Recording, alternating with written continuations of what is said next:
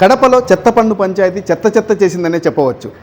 ఈ చెత్త పన్ను విషయంపై మేయర్ వర్సెస్ ఎమ్మెల్యేగా తయారైంది కడపలో ఈ చెత్త రాజకీయం.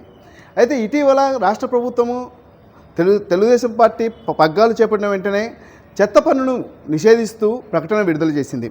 అయితే కడప మేయర్గా ఉన్నటువంటి సురేష్ బాబు తనకు ఎటువంటి మౌఖిక ఆదేశాలు రాలేదంటూ కడప నగరంలో చెత్త పన్ను వసూలుకు ఉపక్రమించారు.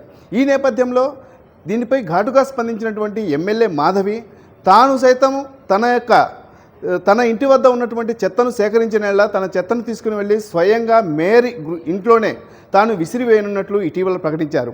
ఈ నేపథ్యంలో ఉన్నట్టుండి కడప నగరానికి చెందినటువంటి పలువురు టీడీపీ నేతలు ప్రజలు ఉదయాన్నే తెల్లవారుజామునే మేయర్ ఇంటి వద్దకు వెళ్ళి చెత్తను విసిరేశారు. ఈ నేపథ్యంలో సమాచారం అందుకున్నటువంటి పోలీసులు వెంటనే హుటాహుటిన కడప మేయర్ ఇంటి వద్దకు చేరుకుని ఆ చెత్తను తొలగించేటటువంటి పనులను చేపట్టారు. అదేవిధంగా నిరసన చేస్తున్నటువంటి ప్రజలను సైతము అక్కడి నుంచి పంపించి వేశారు.